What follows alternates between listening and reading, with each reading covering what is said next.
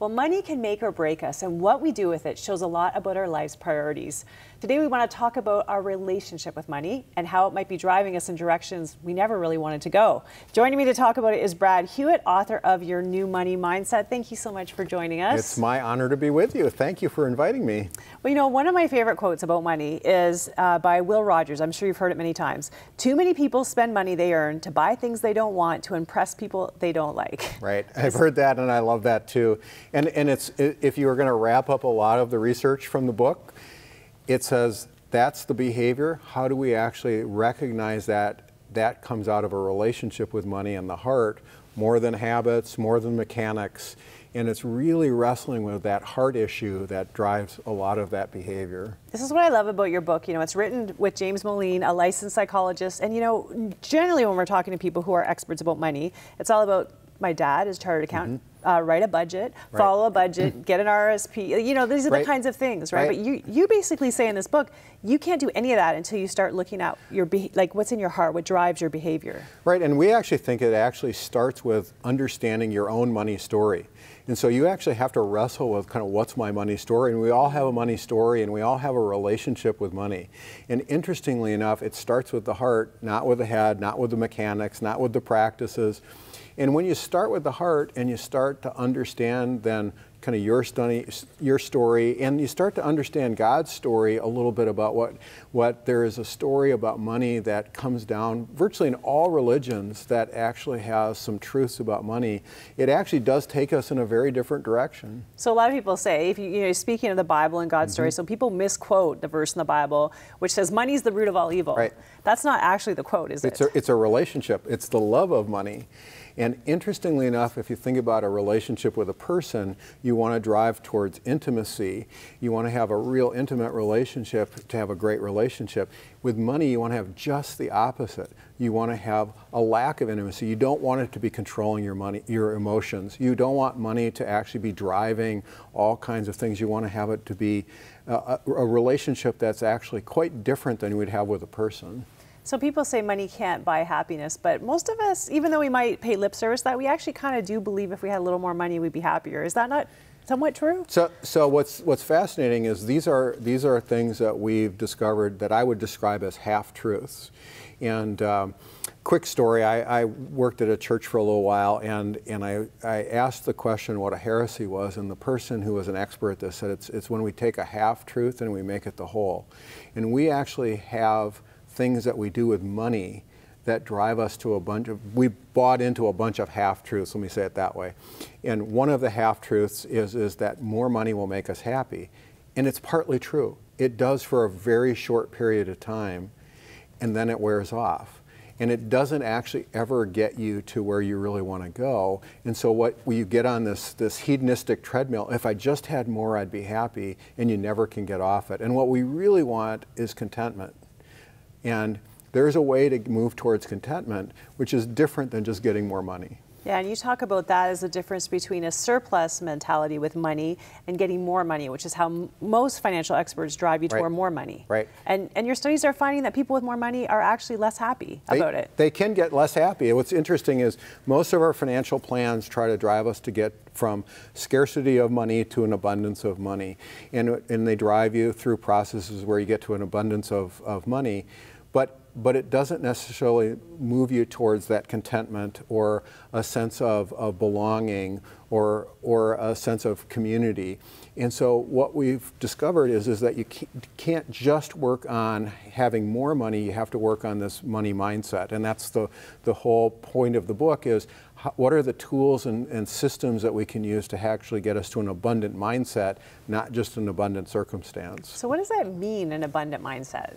It would mean that I'm confident in my future, I'm content with what I have, I'm actually a valuable and feel belonging part of a community, I'm living my calling with the way I've created to be, I'm not making decisions about vocation by how much money it makes, but by how I'm created to serve. And what you find is people who have those attributes actually are happy, and you can do it at almost any income level. Mm-hmm. And so we find people who have a surplus mindset who can make $30,000 and $1 million. It doesn't matter. It's harder as you make less because of the world and how much it costs to live in a house and to buy groceries and everything, but you can do it at almost at any income level. And one of the things you talk about that I really love is charity and how acts of kindness can actually help your sense of satisfaction around money. Tell me about that. So generosity and acts of kindness, what I think of those are two things. It's the prescription if you want to move to a surplus mindset. It's the prescription to do it. And what it is also is the outcome. It's a life when you're living in that surplus mindset and surplus circumstance, you find that it's the natural outpouring. So we see generosity as the tool to actually help people create this surplus mindset. And so generosity is a really important part of the financial plan that you need to put into place. Gratitude and generosity, and those are some of the things in the books, is those tools are just as important as the CPA's budget that we need to work on. It's funny, talking to a very close friend of mine who's very successful, and she's saying a lot of her friends in her world, she's a vice president, she's an executive, so she said we've had this success, and now in this season of our life, 50 and above, we're starting to think about what kind of legacy do we leave? How do we make an impact on the world? How do we do things that matter? And her whole mindset's changing, and I'm seeing it happening. Right. Is that normal? Well, I think we start to recognize the truth that some of the things that we worked for aren't producing the results that we were hoping for. And so I think as you get wiser, older and wiser, some of those things become more obvious. But my observation is it's a little bit like running a marathon or lifting weights. You can start early, and if you just decide you're going to start to run a marathon and do it the next day and you've done no practice, it's really hard. So part of what we're trying to say is these are practices we can build in our life from early on, giving, trying to find ways to serve others, actually building a sense of gratitude and contentment are actually little bits at a time so that you don't have to wait to the end, that you can experience that the whole life. So I think more and more people, as you get towards this point in career, is was it all worth it? Wrestle with that very question. And you think about all those things that drive us toward wanting more are the things that get us into debt, which puts more pressure on us. You can see why people with more money actually are more insecure about their financial future, because it's just more and more to maintain and more to get and more to manage and more to lose. More to lose. Yeah. So they become less and less willing to take risks. They actually work almost against the things that they want. So for example, a really simple example, we almost all talk about financial independence as a goal, and yet who really wants to be disconnected from community and become completely independent? And generosity, again, as a simple tool, is a way to actually not move towards financial independence, but financial dependence with a whole bunch of people who are willing to help you, and you can help a whole bunch of people. Isn't that a much better place to be? Yeah, and you think about the position that we give from, and I've been in the developing world many times and seen so much more contentment among people who have so much less than us. Right. You know, they're just not that longing for more, and I think we all, that's wealth, I guess, in a sense. Absolutely. Although, what I see, it's in every community. It's just such a part of human nature.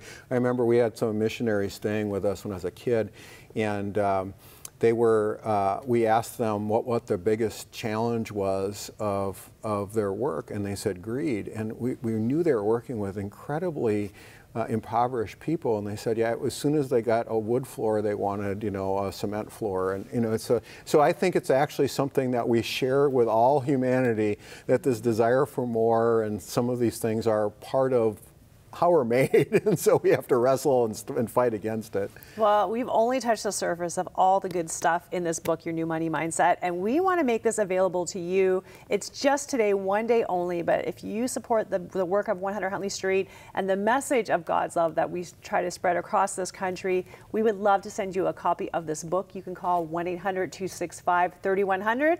Ask for Your New Money Mindset today only. We'll be right back.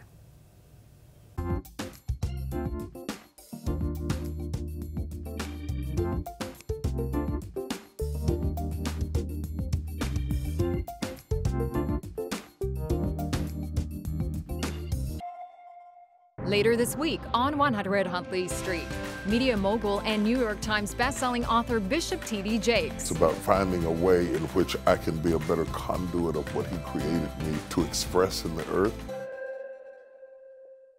I wanted to know who I was, why I was alive, and most importantly, what the future held for me. It's a journey that I think all of us walk through on some level or another. I think there's something in us that cries out and says, actually, no, there has to be something more. What's right and what's wrong? It was a 180-degree shift for me. There was unspeakable peace in my heart. I had a whole new set of values that began to impact my life and make me think about the direction I ought to go. I couldn't think of anything worth seeking for in life more than that.